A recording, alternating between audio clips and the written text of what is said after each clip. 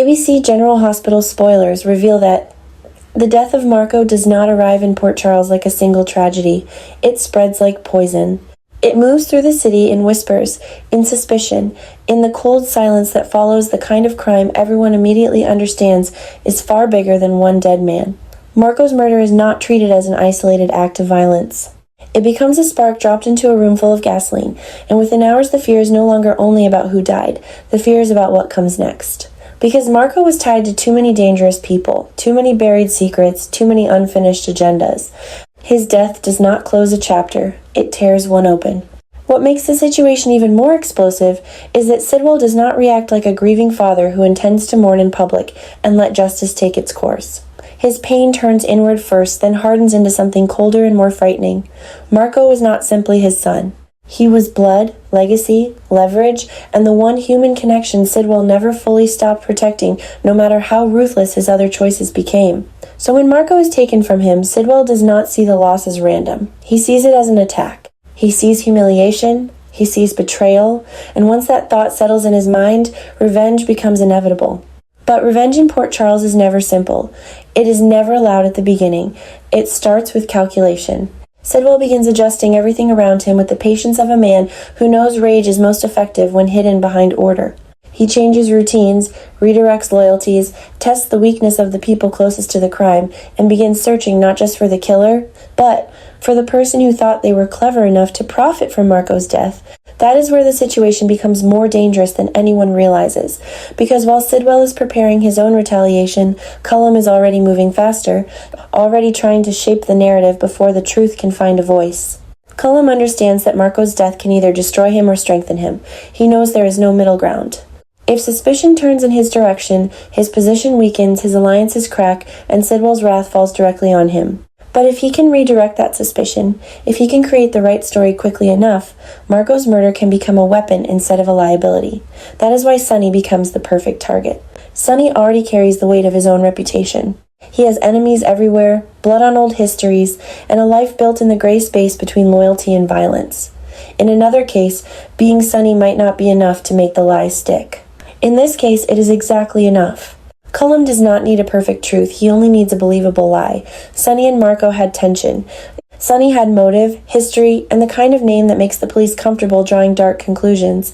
In Cullum's mind, the plan becomes almost elegant in its cruelty.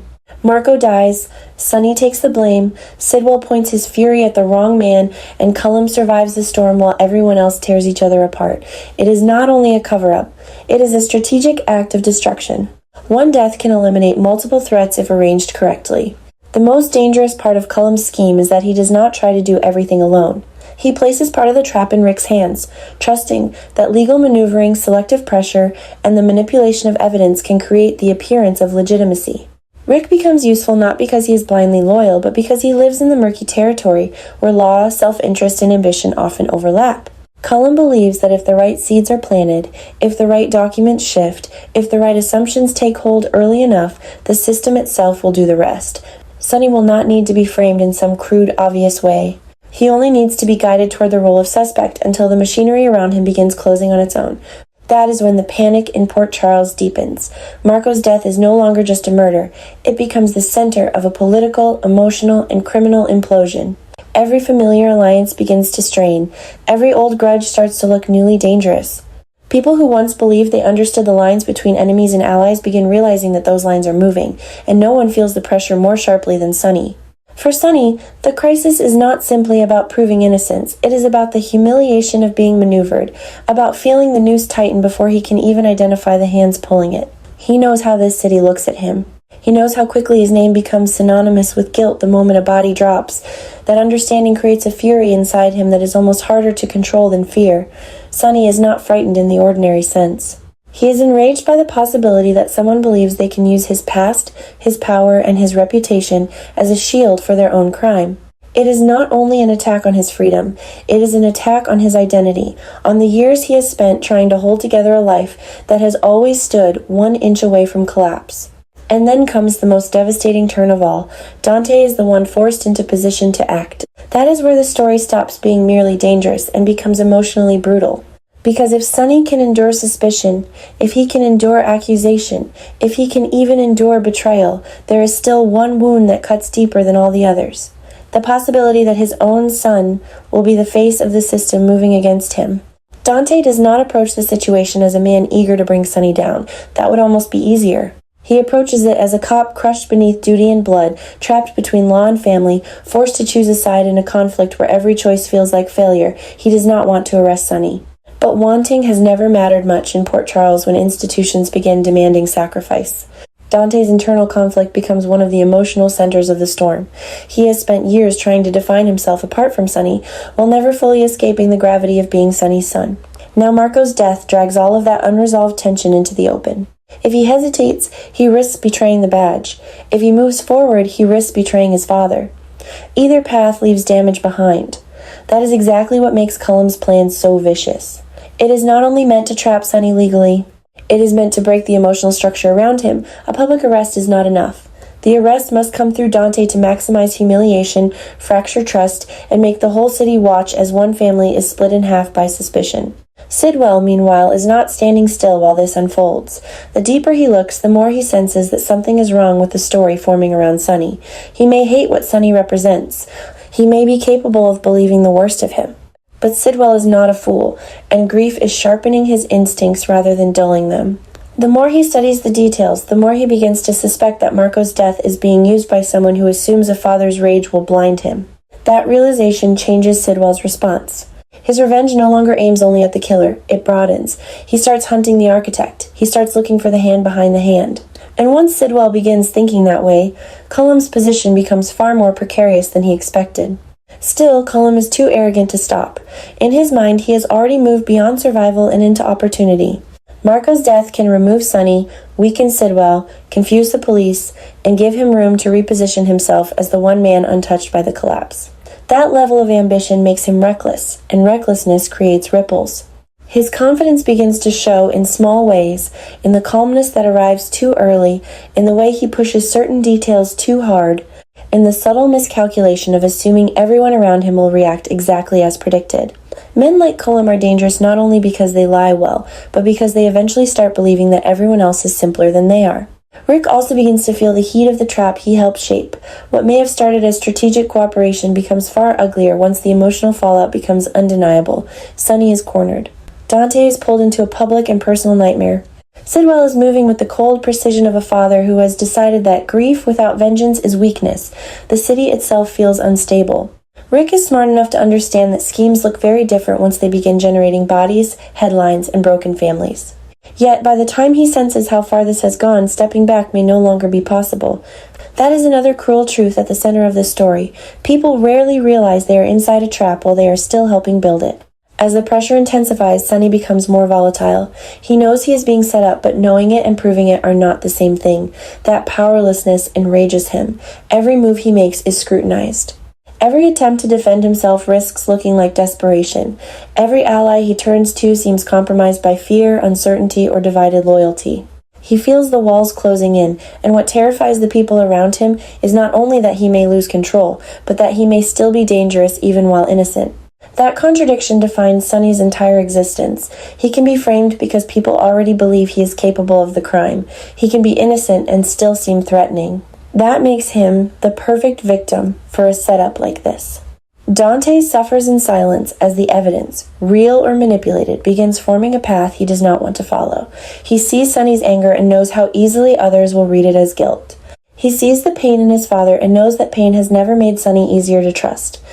At the same time, he sees the expectations of the badge, the weight of procedure, the demand that he be objective, when nothing about this case feels objective. The possibility of arresting Sonny becomes less an act of law enforcement and more an execution of emotional cruelty. Yet that is what duty asks of him. Not comfort, not certainty, action. When the moment finally comes and Dante is forced to move against Sonny, the arrest detonates across Port Charles like a public betrayal. It does not matter whether the station is crowded or quiet, whether cameras are rolling or whispers are enough. The impact is immediate. Sonny does not see only handcuffs. He sees the success of someone else's scheme. He sees his own blood standing in front of him with the authority of the state. He sees the city ready to believe the worst. The humiliation burns, but underneath it is something even darker, a wounded certainty that this was designed not just to take his freedom, but to shatter what remained of his trust in family, loyalty, and justice. Dante is shaken by it too, though he hides it badly. He tells himself that procedure matters, that truth will come later, that restraint is part of survival. But none of that protects him from what it feels like to become the instrument of someone else's plot. He knows that if Sonny is innocent, then this arrest will stain him long after the case is over. He knows that if Cullum is behind it, then they are all already several moves behind a man willing to turn a son against his father as casually as he redirects blame. And he knows that Sidwell's revenge, once fully unleashed, may not distinguish between the guilty and the useful. That is why Marco's death becomes more than a murder mystery. It becomes an engine driving every major player toward their worst instincts. Sidwell's grief evolves into disciplined vengeance. Cullum's fear evolves into manipulation and calculated cruelty. Rick's ambition turns into moral compromise. Sonny's frustration hardens into rage. Dante's duty becomes a form of suffering. Each man is pushed closer to the edge by the same death, but each responds differently, and those responses collide in ways that make Port Charles feel like it is coming apart from the inside. In the center of it all lies the ugliest truth. Marco's death is not only about who killed him, it is about who profits from his absence, who can redirect the blame fastest, who can weaponize grief before grief becomes clarity. That is why the city is panicking. Because somewhere beneath the arrest, the accusations, and the revenge, everyone can sense that this story has not yet revealed its most brutal secret. If Sonny is truly being framed, then the real killer is still moving freely. If Dante has been manipulated into helping destroy his own father, the emotional damage may be irreversible. And if Sidwell finally uncovers who turned his son's death into a strategic opportunity, then the revenge that follows may be far more terrifying than the murder itself. Port Charles is no longer standing at the edge of a scandal. It is already inside a war made of lies, grief, and power. Marco's death was only the opening wound. Everything after it is the infection. Jocelyn is about to be pushed into the kind of nightmare that changes a person forever. What makes this twist so explosive is that it is not simply about loyalty, grief, or even justice. It is about choice. A brutal, soul-splitting choice. If the truth in her hands can save Sonny, then exposing it could stop an innocent man from being destroyed. But if she keeps that truth buried, she may finally get closer to the revenge she has been craving, the revenge that has already started to consume more of her heart than she wants to admit. That is what makes this new shock so dangerous. Jocelyn is no longer standing on safe moral ground. She is standing in the middle of two roads, and both of them lead to loss. Saving Sonny would mean stepping into the light, breaking the silence, and risking the collapse of everything she has been secretly building. It would mean sacrificing strategy for conscience. It would mean accepting that revenge, no matter how justified it feels, cannot be worth letting the wrong person fall. But hiding the truth would give her something darker. It would give her time. It would keep her mission alive. It would let the trap keep tightening around the people she wants to punish. And that is exactly why the temptation becomes so terrifying. The real drama is not outside Jocelyn, it is inside her. One side of her still knows what justice looks like. That side cannot ignore Sonny being dragged deeper into a setup, cannot accept watching another life destroyed just because silence is useful. But the other side of her has been hardened by pain, betrayal, and the humiliating feeling that playing fair has never protected anyone she loves. That side wants results, not ideals. That side is tired of waiting, tired of losing, tired of mercy. And once that anger begins whispering that the truth can wait a little longer, Jocelyn becomes dangerous in a way even she may not fully understand. If she saves Sonny, she risks destroying her path to vengeance. If she stays quiet, she risks becoming the very kind of person she claims to be fighting against. That is the cruel brilliance of this dilemma. There is no clean victory. Only damage, only consequences, only the terrifying realization that revenge always asks for more than people think they are willing to give. This is why Jocelyn's next move could become one of the most shocking turns yet, because the biggest question is no longer whether she knows the truth. The biggest question is who she is willing to become in order to use it.